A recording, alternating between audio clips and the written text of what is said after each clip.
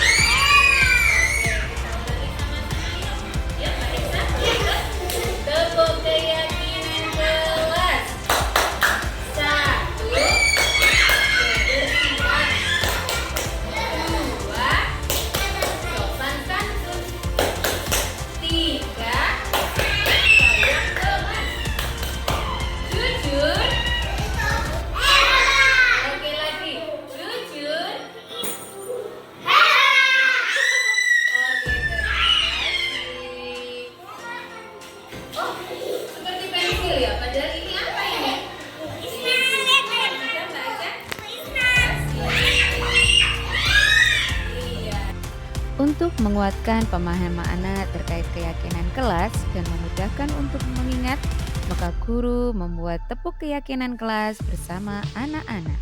Tepuk keyakinan kelas. 1. Kebersihan. 2. Sopan santun. 3. Sayang teman. Jujur itu hebat. Mengapa melibatkan kata jujur itu hebat? Karena sebelumnya di kelas saya membuat moto, jujur itu adalah tindakan yang baik dan itu perlu ditanamkan kepada anak-anak.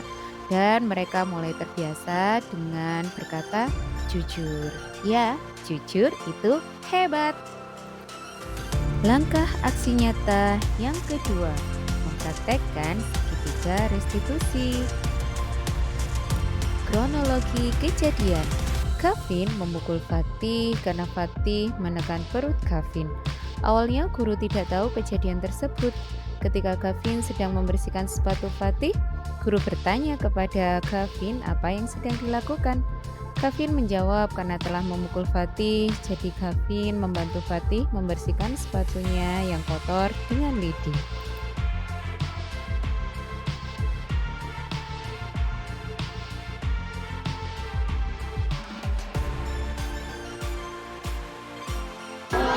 Ya, kenapa Gavin memukul Fatih?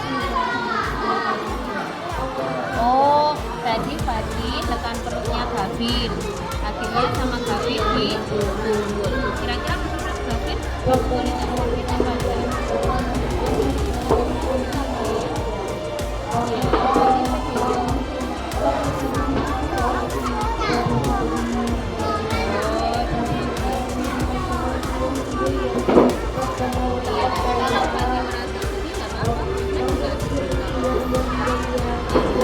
Tapi tahu nggak kalau di kelas kita kalau bermain bagaimana? Bermainnya bagaimana? Iya, bermainnya bagaimana? Kena kasih. Bagaimana kalau kita berteman dengan teman? Sayang. Kira-kira apa yang dilakukan Gavin?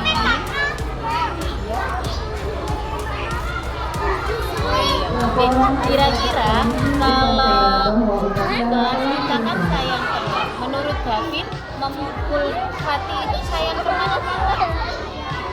Memukul itu sayang? Oh enggak sayang. Berarti apa yang bisa Gavin lakukan kepada Fatih? Minta maaf. Makanya sama karena Gavin sayang, jadi Gavin juga membantu membersihkan sepatunya. Ya, nanti diulangi lagi. Terima kasih. Langkah aksi nyata yang ketiga, berbagi praktik baik dengan kepala sekolah dan rekan sejawat. Presentasi budaya positif. Kegiatan ini dilaksanakan pada hari Selasa 24 Oktober 2023. Tempat ruang kelas A3, waktu jam 8 hingga jam 11. Kegiatan ini bisa dilaksanakan di waktu pagi hari. Anak-anak libur karena ada proses pembongkaran bangunan SDIT yang bersebelahan dengan sekolah TK. Kegiatan ini dihadiri oleh 9 orang guru karena beberapa yang lainnya sedang berhalangan hadir dan ada yang sakit.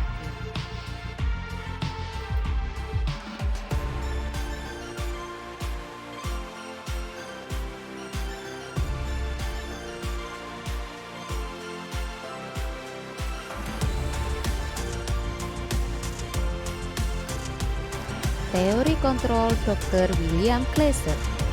Seorang psikiater dan pendidik, Dr. William Glasser dalam kontrol teori yang kemudian hari berkembang dan dinamakan choice theory meluruskan beberapa miskonsepsi tentang makna kontrol. Ilusi guru mengontrol murid. Pada dasarnya, kita tidak dapat memaksa murid untuk berbuat sesuatu jikalau murid tersebut memilih untuk tidak melakukannya. Walaupun tampaknya guru sedang mengontrol perilaku murid, hal demikian terjadi karena murid sedang mengizinkan dirinya dikontrol.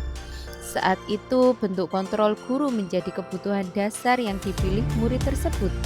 Teori kontrol menyatakan bahwa semua perilaku memiliki tujuan, bahkan terhadap perilaku yang tidak disukai. Ilusi bahwa semua penguatan positif efektif dan bermanfaat. Penguatan positif atau bujukan adalah bentuk-bentuk kontrol. Segala usaha untuk mempengaruhi murid agar mengulangi suatu perilaku tertentu adalah suatu usaha untuk mengontrol murid tersebut. Dalam jangka waktu tertentu, kemungkinan murid tersebut akan menyadarinya dan mencoba untuk menolak bujukan kita, atau bisa jadi murid tersebut menjadi tergantung pada pendapat sang guru untuk berusaha. Ilusi bahwa kritik dan membuat orang merasa bersalah dapat menguatkan karakter. Menggunakan kritik dan rasa bersalah untuk mengontrol murid menuju pada identitas gagal. Mereka belajar untuk merasa buruk tentang diri mereka. Mereka mengembangkan dialog diri yang negatif. Kadangkala sulit bagi guru untuk mengidentifikasi bahwa mereka sedang melakukan perilaku ini, karena seringkali guru cukup menggunakan suara halus untuk menyampaikan pesan negatif. Ilusi bahwa orang dewasa memiliki hak untuk memaksa. Banyak orang dewasa yang percaya bahwa mereka memiliki tanggung jawab untuk membuat murid-murid berbuat hal-hal tertentu. Apapun yang dilakukan dapat diterima, selama ada sebuah kemajuan berdasarkan sebuah pengukuran kinerja. Pada saat itu pula orang dewasa akan menyadari bahwa perilaku memaksa tidak akan efektif untuk jangka waktu panjang dan sebuah hubungan permusuhan akan terbentuk.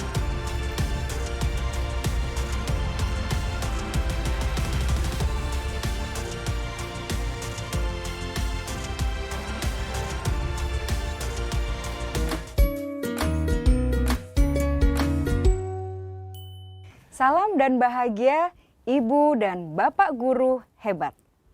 Untuk membangun budaya sekolah yang positif dengan lingkungan yang aman dan mendukung murid untuk menjadi pribadi yang berdaya, seimbang, dan bahagia, salah satu upaya yang dapat dilakukan oleh guru adalah memahami kebutuhan dasar yang mendasari perilaku murid.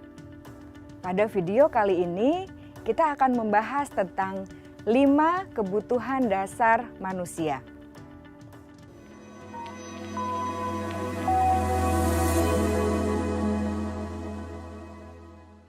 Ki Hajar Dewantara dalam salah satu kutipannya menyatakan, kita ambil contoh perbandingannya dengan hidup tumbuh-tumbuhan. Seorang petani dalam hakikatnya sama kewajibannya dengan seorang pendidik yang menanam padi misalnya. Hanya dapat menuntun tumbuhnya padi. Ia dapat memperbaiki kondisi tanah, memelihara tanaman padi, memberi pupuk dan air, membasmi ulat-ulat atau jamur-jamur yang mengganggu hidup tanaman padi, dan lain sebagainya. Ketika guru memahami kebutuhan apa yang mendasari perilaku murid, dan guru berusaha menuntun dan mendukung murid dalam memenuhi kebutuhannya secara positif, pada hakikatnya guru tersebut ibarat seorang petani yang sedang berusaha memahami kebutuhan masing-masing tanaman. Dan ia berusaha memenuhi kebutuhan tanaman tersebut agar dapat tumbuh dengan subur dan maksimal.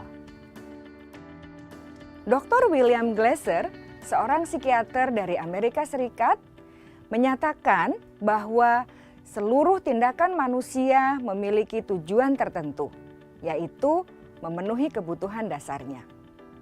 Ketika kelima kebutuhan dasar telah terpenuhi secara memadai, maka murid akan tumbuh dengan seimbang dan bahagia. Sebaliknya, ketika kebutuhan dasar tidak terpenuhi dengan baik, maka seseorang akan mengalami emosi negatif seperti bosan, sedih, dan kecewa. Bahkan mereka dapat melakukan perbuatan yang bertentangan dengan nilai-nilai kebajikan atau melanggar peraturan. Dengan kata lain, perilaku buruk seseorang biasanya adalah respons dari kebutuhan yang tidak terpenuhi. Namun, mereka tidak tahu cara untuk menyampaikannya. Ada 5 kebutuhan dasar manusia menurut Dr. William Glasser, yaitu yang pertama, kebutuhan untuk bertahan hidup atau survival. Yang kedua, kebutuhan untuk merasa diterima atau love and belonging. Yang ketiga, kebutuhan akan kebebasan atau freedom. Yang keempat, kebutuhan akan kesenangan atau fun. Dan yang kelima, kebutuhan akan penguasaan atau power. Kebutuhan dasar yang pertama adalah kebutuhan yang bersifat fisiologis untuk bertahan hidup atau survival. Misalnya, kesehatan, rumah, dan makanan. Kebutuhan biologis sebagai bagian dari proses reproduksi, termasuk kebutuhan untuk tetap bertahan hidup. Kebutuhan untuk merasa aman juga termasuk dalam kebutuhan ini.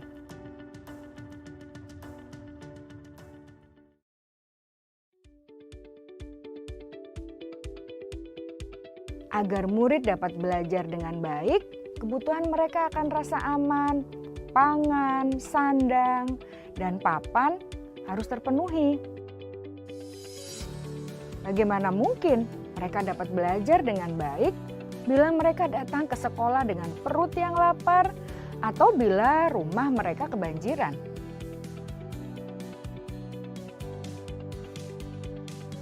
Setelah kita mengetahui kebutuhan pertama yang sebagian besar bersifat fisiologis, mari kita lihat kebutuhan kedua sampai kelima yang semuanya berhubungan dengan psikologis. Mari kita lihat kebutuhan yang kedua, yaitu kebutuhan akan perasaan diterima oleh kelompok atau komunitasnya atau kebutuhan love and belonging. Kebutuhan ini meliputi keinginan untuk tetap terhubung dengan orang lain seperti teman, keluarga, teman kerja, dan kelompok di mana kita tergabung. Setiap murid ingin menjadi bagian yang berharga dari kelas dan juga sekolah. Mereka juga ingin diterima oleh orang lain dan kelompoknya. Bahkan, murid yang terlihat paling cuek pun jauh di dasar hatinya pasti ingin merasa diterima. Sebagai guru, seharusnya kita dapat menerima murid kita apa adanya, sesuai dengan kodratnya. Karena setiap murid adalah unik. Mereka memiliki kekuatannya masing-masing, sehingga guru seharusnya bisa menciptakan kesempatan untuk murid berkolaborasi dan memiliki ikatan emosi satu sama lain. Murid-murid yang memiliki kebutuhan yang besar untuk merasa diterima, biasanya mereka belajar karena suka pada gurunya, dan mereka juga suka bekerja dalam kelompok.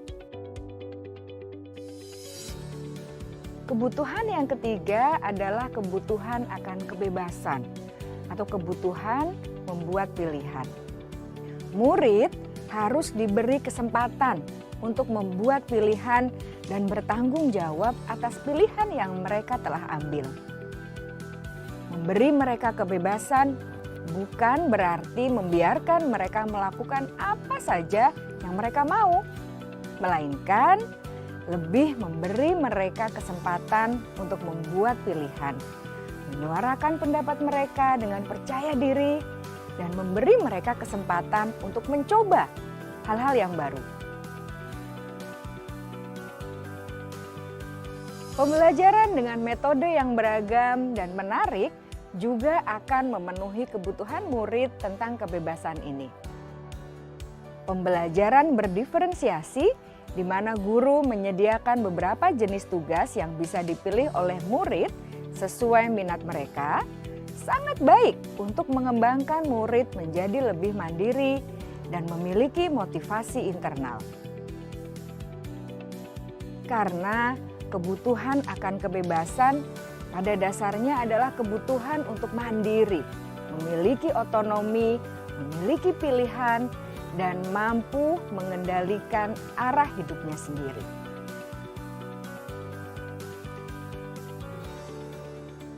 Kebutuhan yang keempat adalah kebutuhan akan kesenangan. Bayangkan Bapak Ibu, hidup tanpa rasa senang. Betapa menyedihkannya. Glasser menghubungkan kebutuhan akan kesenangan dengan belajar. Jangan sepelekan kebutuhan murid untuk merasa senang di kelas. Sebagai guru, jangan ragu-ragu untuk dengan sengaja memasukkan kegiatan yang menyenangkan dalam kelas. Murid-murid dengan kebutuhan dasar kesenangan yang tinggi ingin menikmati apa yang mereka lakukan. Mereka juga konsentrasi tinggi saat mengerjakan hal-hal yang disenangi.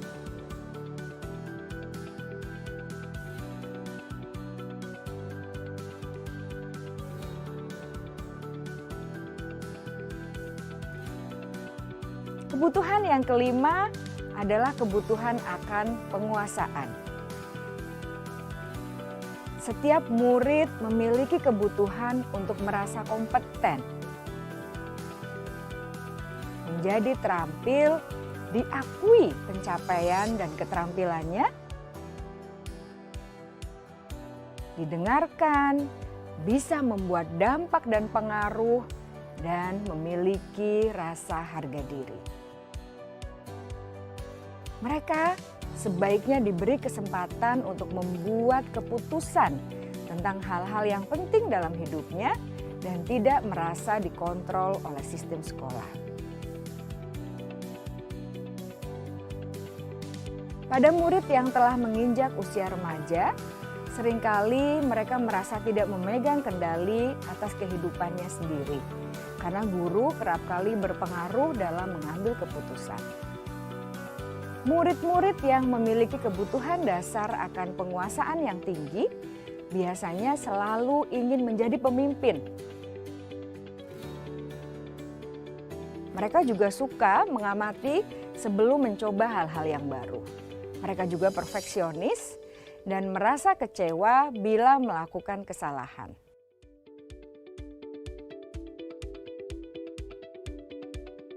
Ibu dan Bapak guru sangatlah penting bagi kita untuk mengetahui kebutuhan dasar murid-murid, agar kita memahami alasan di balik sikap dan tingkah laku mereka.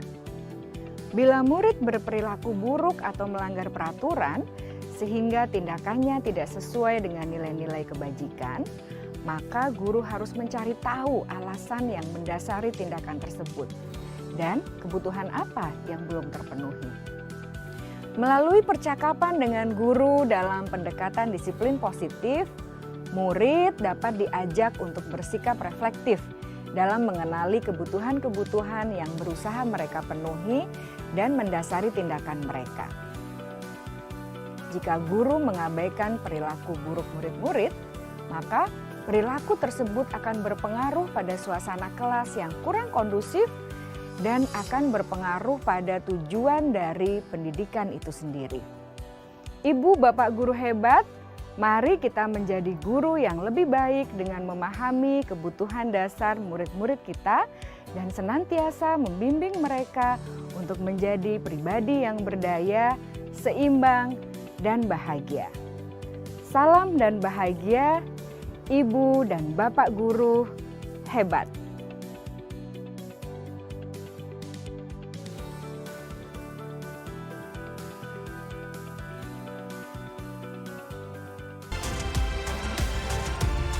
Hukuman, konsekuensi, dan restitusi. Apakah perbedaannya? Mari kita simak bersama. Hukuman bersifat tidak terencana atau tiba-tiba. Anak atau murid tidak tahu apa yang akan terjadi dan tidak dilibatkan. Hukuman bersifat satu arah dari pihak guru yang memberikan dan murid hanya menerima suatu hukuman tanpa melalui suatu kesepakatan atau pengarahan dari pihak guru, baik sebelum atau sesudahnya. Hukuman yang diberikan bisa berupa fisik maupun psikis murid atau anak yang tersakiti oleh suatu perbuatan atau kata-kata. Berikutnya adalah konsekuensi. Disiplin dalam bentuk konsekuensi sudah terencana atau sudah disepakati, sudah dibahas dan disetujui oleh murid dan guru. Umumnya bentuk-bentuk konsekuensi dibuat oleh pihak guru atau sekolah dan murid sudah mengetahui sebelumnya konsekuensi yang akan diterima bila ada pelanggaran. Pada konsekuensi, murid tetap dibuat tidak nyaman untuk jangka waktu pendek. Konsekuensi biasanya diberikan berdasarkan suatu data yang umumnya dapat diukur. Misalnya, setelah 3 kali tugasnya tidak diselesaikan pada batas waktu yang diberikan, atau murid melakukan kegiatan di luar kegiatan pembelajaran, misalnya mengobrol, maka murid tersebut akan kehilangan waktu bermain dan harus menyelesaikan tugas karena ketertinggalannya. Peraturan dan konsekuensi yang mengikuti ini sudah diketahui sebelumnya oleh murid. Sikap guru di sini senantiasa memonitor murid. Yang terakhir adalah restitusi. Restitusi adalah proses menciptakan kondisi bagi murid untuk memperbaiki kesalahan mereka sehingga mereka bisa kembali pada kelompok mereka dengan karakter yang lebih kuat. Gosen 2004. Restitusi juga merupakan proses kolaboratif yang mengajarkan murid untuk mencari solusi untuk masalah mereka dan membantu murid berpikir tentang orang seperti apa yang mereka inginkan dan bagaimana mereka harus memperlakukan orang lain. Chelsom Gosen 1996. Nah, teman-teman sudah tahu kan apakah perbedaan dari hukuman, konsekuensi, dan restitusi? Di posisi manakah kita dalam melakukan tindakan kepada anak? Dihukum oleh penghargaan. Alfikon dalam konferensinya di bulan Maret tahun 1995 mengemukakan bahwa penghargaan maupun hukuman adalah cara-cara mengontrol perilaku seseorang yang menghancurkan potensi untuk pembelajaran yang sesungguhnya. Menurut Kohn, secara ideal tindakan belajar itu sendiri adalah penghargaan yang sesungguhnya. Nilai-nilai kebajikan. Nilai-nilai kebajikan adalah sifat-sifat positif manusia yang merupakan tujuan mulia yang ingin dicapai setiap individu. Seperti yang telah dikemukakan oleh Dr. William Glasser pada teori kontrol 1984, menyatakan bahwa setiap perbuatan memiliki tujuan. Dan selanjutnya Diana Gosen 1995 mengemukakan bahwa dengan mengaitkan nilai-nilai kebajikan yang diyakini seseorang, maka motivasi intrinsiknya akan terbangun, sehingga menggerakkan motivasi dari dalam untuk dapat mencapai tujuan mulia yang diinginkan. Mengapa keyakinan kelas dan mengapa tidak peraturan kelas saja? Seseorang akan lebih tergerak dan bersemangat untuk mewujudkan keyakinannya daripada hanya sekedar mengikuti serangkaian peraturan tertulis tanpa makna. Pembentukan keyakinan sekolah atau kelas. Keyakinan kelas bersifat lebih abstrak daripada peraturan yang lebih rinci dan konkret.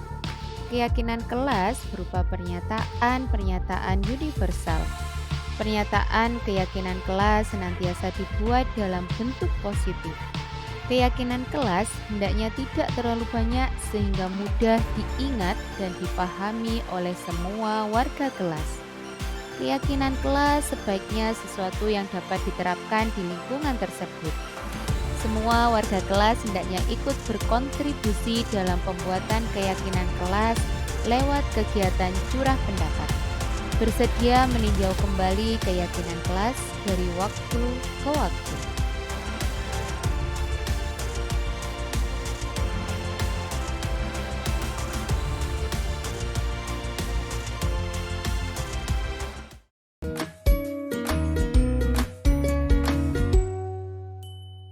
Salam bahagia Ibu dan Bapak guru hebat.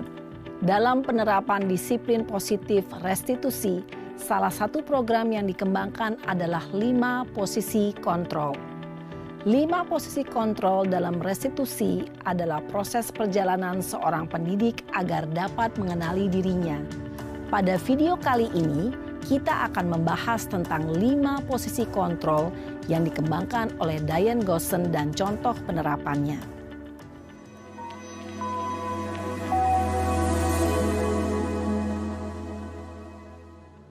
5 posisi kontrol itu adalah 1. Posisi penghukum. 2. Posisi pembuat merasa bersalah. 3.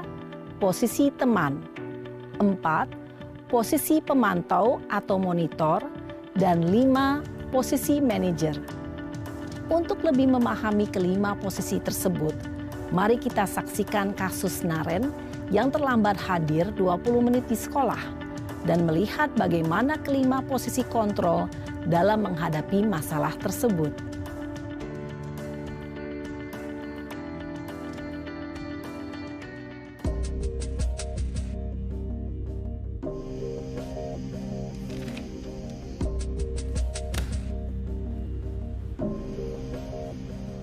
Naren! Sini kamu! Selamat pagi, Bu. Selalu terlambat. Kamu deh, pasti terlambat. Maaf, Bu. Saya... Apa? Apa coba? Alasan kamu apa lagi? Kapan sih kamu tidak terlambat? Malas sekali ya kamu jadi anak. Saya... Dasar pemalas. Gak kapok-kapok sih kamu. Sudah berapa kali terlambat? Sana. Kamu keliling lapangan basket 2 kali. Kenapa saya harus keliling lapangan basket, Bu? Kenapa? Kamu mau lawan ibu? Berani-beraninya jawab. Sudah terlambat, masih berani jawab pula. Sekarang, keliling lapangan basket 5 kali sekalian. Biar kapok. Cepat. Pergi sana ke lapangan basket. Posisi penghukum biasanya berbicara dengan nada tinggi, menghardik, menunjuk-nunjuk, menyakiti, dan menyindir. Hukuman bisa berupa fisik maupun psikis. Ibu dan Bapak guru hebat, dampak yang terjadi pada murid ketika guru berada pada posisi penghukum adalah murid cenderung akan memberontak, bahkan menyimpan dendam.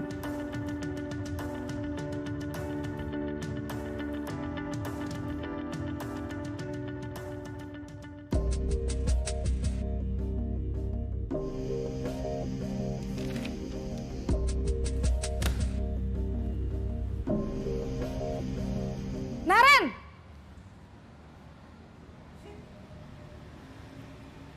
Selamat pagi, Bu. Naren. Kamu kenapa terlambat lagi, nak? Ya Tuhan, Naren. Kamu senang ya bikin ibu susah ya? Kalau kamu terlambat lagi, nanti ibu yang ditegur Bapak Kepala Sekolah, nak. Disangka ibu tidak bisa membina kamu. Duh, gimana ini? Maaf, Bu. Duh, Gusti Naren. Kamu suka ya kalau ibu ditegur Bapak Kepala Sekolah? Terus, sekarang ibu harus tulis apa ini di buku absen? Ini kamu sudah sering terlambat loh. Ibu harus apa coba? Maaf, Bu. Maaf sekali. Ya sudah, lain kali jangan bikin ibu susah lagi ya, nak ya. Ibu tidak akan kuat lagi kalau kamu begini terus. Bisa jantungan kalau ibu ditegur Bapak Kepala Sekolah. Sana cepat ke kelas. Maaf ya, Bu. Maaf sekali. Posisi pembuat rasa bersalah berbicara dengan nada tenang, cenderung lembut. Namun kata-kata yang diutarakan membuat murid merasa menjadi orang yang gagal. Memandang buruk dirinya sendiri, merasa tidak berharga, dan tidak sanggup membahagiakan orang lain. Ketika guru mengambil posisi pembuat rasa bersalah, murid akan menganggap dirinya yang bersalah dan ia akan menyimpan emosi negatif tersebut di dalam dirinya.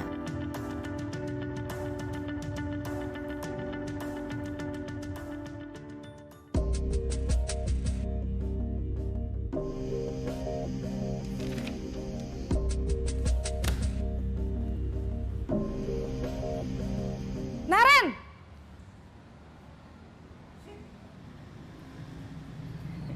Selamat pagi, Bu. Wah, sudah jam berapa ini, Nak? Terlambat lagi ya, sayang. Iya, Bu. Habis ibu saya lupa bangunkan saya, Bu. Kamu malah menyalahkan ibu kamu. Kamu bukannya anak yang larinya paling kenceng. Kok terlambat sih? Iya, Bu. Saya memang terlambat bangun tadi. Jadi, biarpun saya lari kencang, tetap gak kekejar, Bu. Ya sudah sana, nanti lain kali larinya lebih kenceng lagi ya. Biar gak terlambat lagi. Bikin seneng ibu, demi ibu. Bisa kan? Bisa lah, Bu. Ya sudah sana masuk kelas. Ibu beresin urusan absen kamu. Kamu ini ada-ada saja. Dalam posisi teman, guru berbicara dengan nada suara ramah, akrab, cenderung bersenda gurau untuk menjaga suasana tetap santai. Murid akan merasa senang, aman, dan akrab dengan guru. Identitas yang tercipta adalah identitas sukses atau berhasil. Namun, perlu diingat, karena ini masih dorongan eksternal, maka ada faktor ketergantungan dari murid kepada orang tertentu. Di sini, guru absennya, sehingga di lain waktu, murid bisa berperilaku baik, namun hanya kepada orang-orang tertentu saja.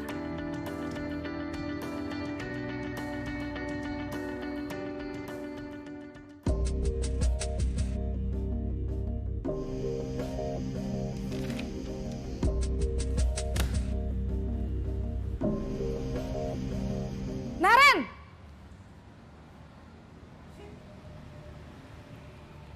Selamat pagi, Bu. Naren, apa peraturan sekolah kita tentang jam berapa kita harus masuk sekolah, Nak? Kita harus di sekolah jam 7, Bu. Iya, betul. Sekarang sudah jam 7.20. Naren sudah tahu konsekuensinya jika terlambat hadir. Paham, Bu. Saya harus tinggal kelas pas jam istirahat selama 20 menit. Iya, benar. Konsekuensinya demikian. Jadi nanti jam 9.30 pas istirahat, kamu harus tinggal di kelas, kerjakan tugas tambahan untuk ketertinggalan kamu, ya? Baik, Bu. Posisi pemantau mengandalkan penghitungan atau data untuk mengontrol murid. Guru mengarahkan murid berdasarkan peraturan dan konsekuensi. Seorang pemantau menunjukkan bahasa tubuh dan ekspresi wajah yang datar dan cenderung formal.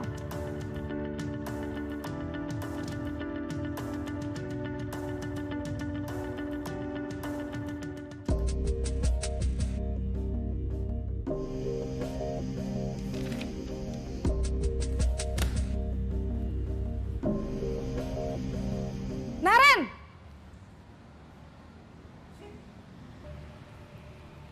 Selamat pagi, Bu. Selamat pagi, Naren. Maaf, Bu. Saya terlambat. Iya, sekolah masuknya jam 7, sekarang sudah jam 7.20. Jadi sekarang bagaimana ini, Naren? Maaf, Bu. Saya lupa setel alarm saya semalam. Baiklah, menurut kamu, keyakinan sekolah yang mana yang perlu kamu tingkatkan? Menghargai diri sendiri dan orang lain mungkin ya, Bu. Setuju. Jadi, apakah Naren meyakini prinsip saling menghormati tersebut? Iya, Bu. Saya meyakininya. Apakah Naren bersedia memperbaiki masalah keterlambatan ini? Bersedia, Bu. Bagaimana kamu akan perbaiki masalah keterlambatan ini? Saya akan coba untuk tidak lupa menyetel alarm saya, Bu. Baik, kalau Naren lupa menyetel alarm di rumah, ada orang yang kira-kira bisa bantu mengingatkan tidak? Ada, Bu. Kakak saya, Kak Ema. Ada lagi selain Kak Ema? Selain Kak Ema, ada ibu saya. Baik, jadi yang mengingatkan Naren adalah Kak Emma dan ibu kamu ya? Kira-kira akan mulai setel alarm kapan nih Naren? Setelah pulang sekolah, akan segera saya lakukan. Baik, jadi Naren akan setel alarm untuk bangun besok pagi dan akan diingatkan oleh kakak dan ibunda Naren ya. Ada lagi yang mungkin perlu dilakukan Naren? Agar tidak terlambat bangun lagi. Tidak ada, Bu. Baik Naren, terima kasih untuk kerjasama kamu. Sekarang kamu perlu kembali ke kelas untuk belajar. Baik, Bu. Terima kasih. Posisi manajer adalah posisi kontrol yang disarankan untuk membimbing murid memiliki sikap disiplin yang positif, yaitu murid yang mandiri, bertanggung jawab, dan dapat memecahkan masalah. Tujuan dari posisi ini adalah agar murid dapat berefleksi atas tindakannya. Guru akan dengan tulus memberikan pertanyaan-pertanyaan bermakna, sehingga membuat murid dapat belajar dari kesalahannya dan mencari sebuah solusi untuk menyelesaikannya.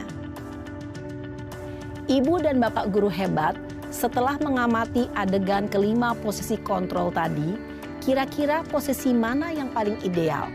Posisi mana yang dapat menunjang motivasi intrinsik murid? Ya, tentu posisi manajer. Posisi ini memang posisi ideal yang ingin dituju setiap pendidik. Pada posisi inilah, guru dapat menerapkan disiplin positif yang berpihak pada murid, yang memerdekakan murid. Perjalanan seorang pendidik tentunya tidak mudah untuk sampai pada posisi seorang manajer. Namun, tujuan kita pasti, yaitu menciptakan murid-murid yang mandiri, merdeka, dan bertanggung jawab. Semoga penggambaran 5 posisi kontrol yang telah diperlihatkan ini dapat menjadi ajang refleksi bagi kita semua, agar dapat terus mengasah dan menerapkan disiplin positif yang memerdekakan murid. Mari terus berlatih dan bersemangat. Selamat menerapkan. Salam dan bahagia, Ibu dan Bapak Guru hebat.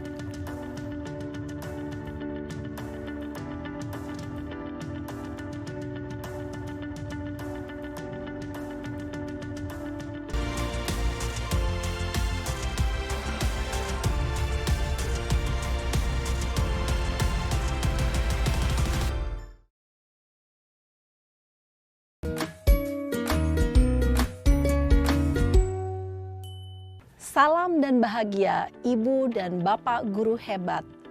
Pada video kali ini kita akan membahas tentang salah satu program disiplin positif yang diterapkan di lingkungan sekolah yang dikenal dengan nama restitusi.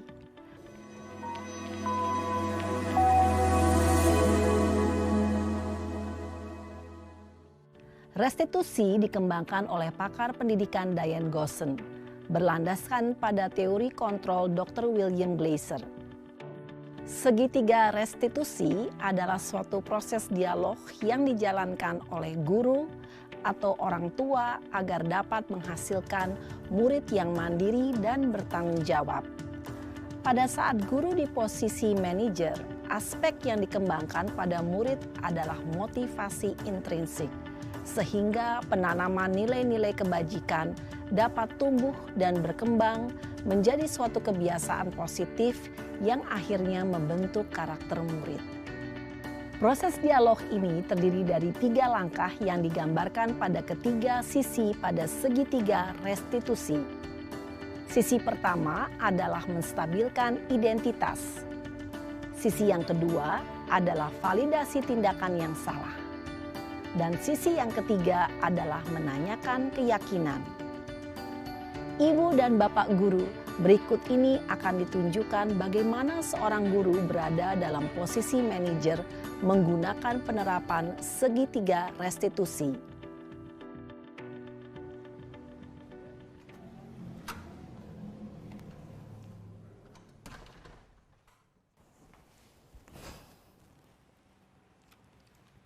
Siang, Sarah. Siang, Pak. Sudah lama nggak ketemu Sarah. Kenapa hari ini ada di sini? Kesel, Pak. Kesel banget. Masa aku dikatain tukang fitnah, Pak? Ya aku marah lah. Aku balik ngatain Eka di depan kelas. Kesel banget. Oh, begitu. Ya pasti kamu marah dan kesal. Bapak juga akan marah apabila ada yang menuduh Bapak seperti itu. Kemudian pada saat itu kamu mau melakukan apa? Ya saya langsung ngatain Eka lah Pak. Kesel banget. Saya bentak-bentak dia depan teman-teman lain. Oh begitu. Pasti kamu melakukan seperti itu karena suatu alasan tertentu bukan? Iyalah, masa saya diam saja Pak? Ya saya bela diri lah. Masa saya dituduh tukang fitnah? Ya wajarlah. Mempertahankan harga diri itu sesuatu yang penting buat kamu. Untung kamu tidak bertindak lebih gegabah lagi. Hanya membentak-bentak. Iya Pak. Untung saya masih bersabar dan hanya membentak saja. Sudah gemes padahal. Saya pasti bela diri lah. Ya pasti ya. Tapi kamu memilih untuk tetap bertahan dan bersabar.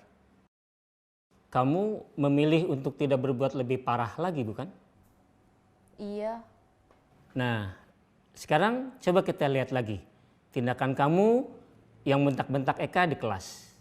Tindakan kamu itu kira-kira sesuai dengan keyakinan kelas atau prinsip kamu tidak? Enggak lah Pak.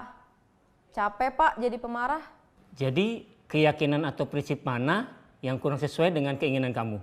Ya, saya sebenarnya sangat menghargai orang lain. Mungkin saat itu saya menjadi emosi, jadi tidak menunjukkan sikap itu. Kamu meyakini tidak? Menghargai orang lain itu penting buat kamu. Yakinlah Pak. Iya, setuju. Kita harus saling menghargai. Namun, ada juga keyakinan yang kita sepakati yang perlu kita jalankan apabila kita sedang marah, bukan? Ya saya bisa lebih proaktif, mulai dengan diri sendiri. Saya bisa jadi lebih bersabar, mengambil waktu jeda untuk berpikir mau apa selanjutnya. Kira-kira kamu bersedia memperbaiki masalah ini tidak? Bersedia Pak. Kalau kamu memperbaiki masalah ini, kamu akan menjadi orang seperti apa? Saya akan menjadi orang yang bertanggung jawab kali ya Pak. Dan senantiasa proaktif. Iya, menurut kamu bagaimana rasanya menjadi orang seperti itu? Ya nyaman lah, bangga bisa bersabar dan menahan diri. Baiklah kalau begitu. Yuk kita pikirkan bagaimana memperbaiki masalah ini.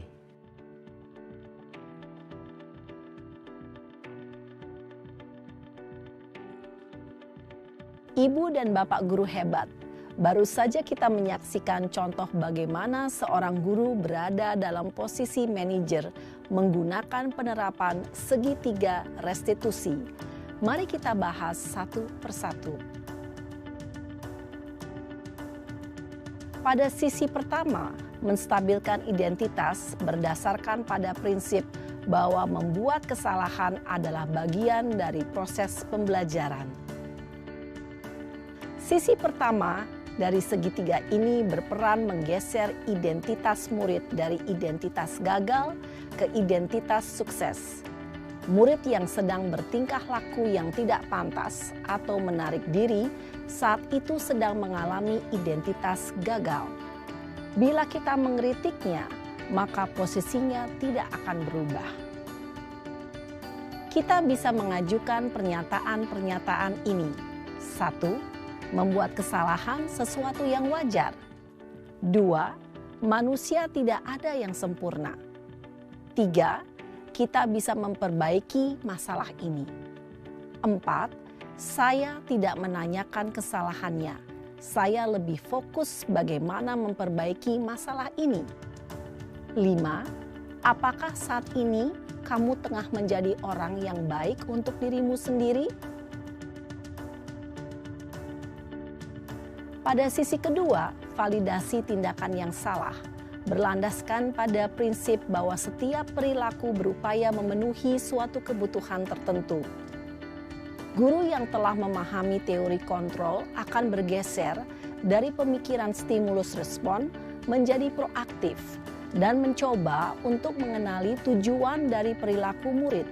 Mengenali dan mengakui kebutuhan murid ini dapat memperbaiki hubungan dengan murid tersebut. Pernyataan atau pertanyaan bisa disampaikan dengan nada suara tidak menghakimi atau memojokkan, sehingga dapat mengembalikan murid pada posisi positif. 1. Kamu bisa saja bertindak lebih gegabah lagi dari ini. 2. Kamu bukan melakukannya tanpa suatu alasan tertentu. 3. kamu melakukannya karena mempertahankan sesuatu yang penting bagimu. 4. Mungkin kamu bisa mempelajari suatu perilaku baru yang lebih efektif. Bersediakah kamu mempelajarinya? Selanjutnya, kita akan simak sisi terakhir, yaitu menanyakan keyakinan. Teori kontrol menyatakan bahwa pada dasarnya kita termotivasi secara intrinsik. Pada saat perilaku yang salah telah divalidasi dan identitas sukses telah stabil, maka murid telah siap mengaitkan keyakinan-keyakinannya dengan tindakannya yang salah dan pemikirannya telah bergeser ingin menjadi orang yang dituju. Pertanyaan-pertanyaan ini dapat mengaitkan keyakinan-keyakinan yang dianut murid. 1. Sebagai keluarga atau kelas, apa yang kita yakini? 2. Nilai-nilai apa yang telah kita sepakati? 3. Seperti apa gambaran sebuah kelas yang ideal bagi kamu? 4. Kamu ingin menjadi orang seperti apa?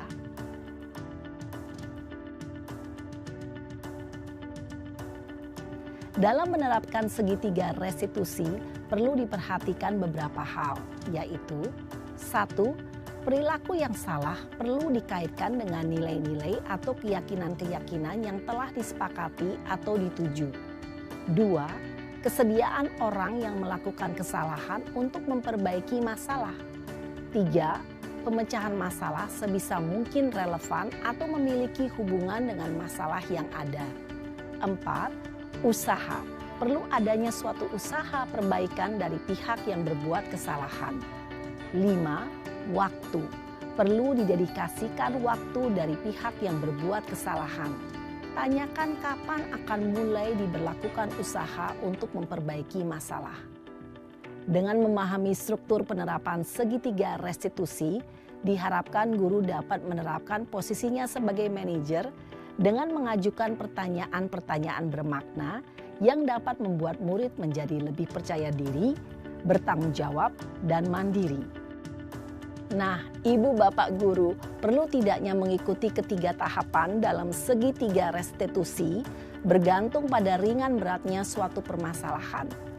Misalnya, bila permasalahan tersebut ringan, maka tidak perlu dijalankan secara berurutan. Bahkan bisa semudah menanyakan, apa keyakinan yang kita sepakati? Dengan menjalankan segitiga restitusi, dengan mengajukan pertanyaan-pertanyaan bermakna, diharapkan murid menjadi lebih kuat secara pribadi, dapat membuka wawasan murid agar dapat menyelesaikan permasalahannya sendiri, semakin percaya diri, mandiri, dan merdeka. Salam dan bahagia, Ibu Bapak Guru hebat.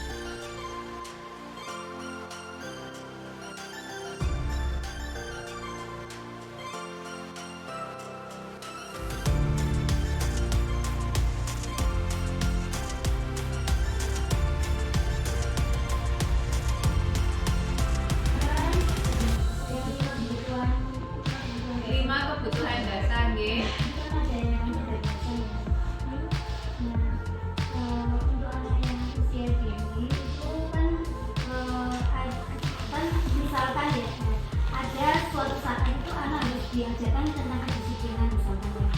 Sedangkan anak itu masih ingin memilih kebebasan, itu seperti apa? Harusnya perlu menangani anak-anak yang seperti itu, karena kan bagaimanapun kedisiplinan itu kan juga harus ditanamkan sejak dini ya. Kedisiplinan, tanggung jawab, gitu. Nah itu bagaimana cara kita menanamkan kedisiplinan dengan tidak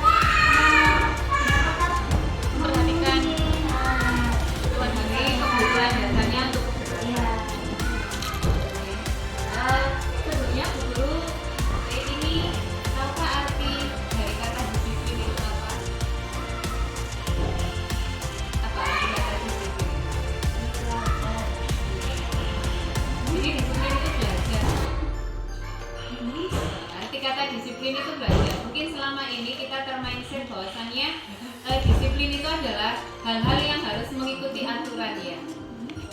Jadi kalau di Ki Hajar Dewantara, disiplin itu memaksa dirinya sendiri untuk melakukan sesuatu yang ingin dia lakukan. Itu kalau Ki Hajar Dewantara.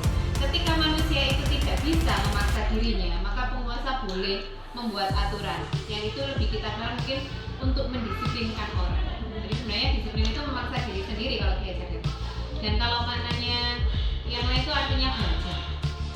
Nah, sekarang antara pemahaman, kita pakai pemahaman jenengan ya, ketika disiplin itu adalah mengikuti sebuah aturan dengan kebebasan.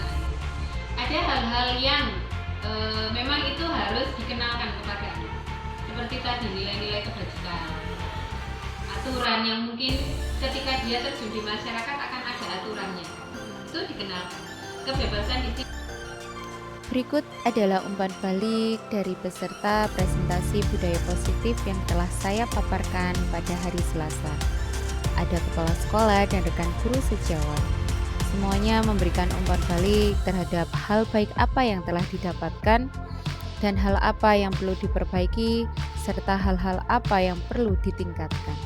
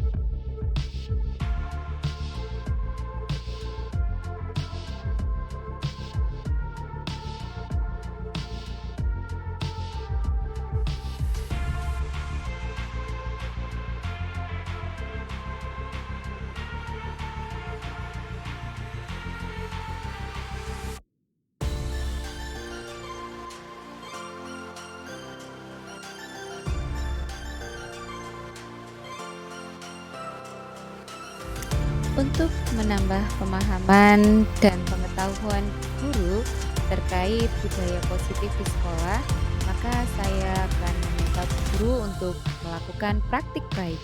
Yang pertama, membuat keyakinan kelas dan nilai kebajikan yang terkandung di dalamnya sesuai dengan karakter dan profil pelajar Pancasila.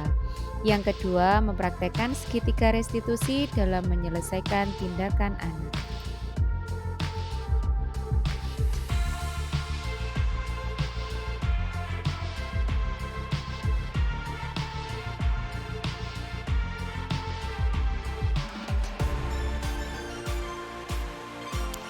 Hasil dari praktik baik rekan guru sejawat. Peraturan kelas yang muncul yang pertama adalah merapikan sesuatu pada tempatnya. Yang kedua, izin ketika akan melakukan sesuatu. Yang ketiga, sayang teman. Dan yang keempat, berkata baik. Korelasi keyakinan kelas dengan dimensi profil pelajar Pancasila.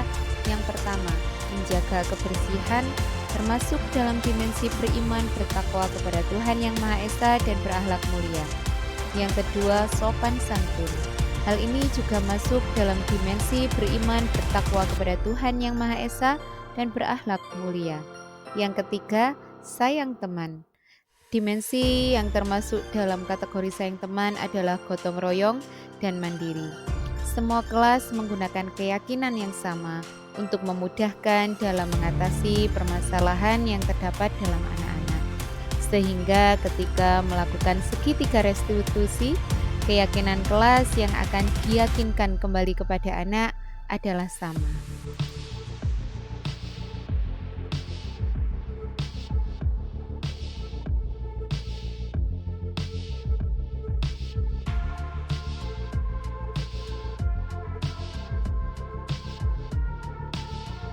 Praktek segitiga restitusi di kelas yang lain, menciptakan budaya positif di lingkungan sekolah. Foto diambil setelah guru menerapkan segitiga restitusi dalam menyelesaikan permasalahan pada anak. Saya mohon maaf karena tidak bisa melampirkan video, karena ketika terjadi permasalahan pada anak, maka guru akan langsung menyelesaikannya dengan segitiga restitusi. Di kelas A ada perselisihan Gwenzi dan Al. Di kelas B ada Azra yang mengganggu Fatima. Di kelompok bermain ada kesalahpahaman antara Fatih dan Nino. Dan di TKB ada kesedihan Nara karena Naila.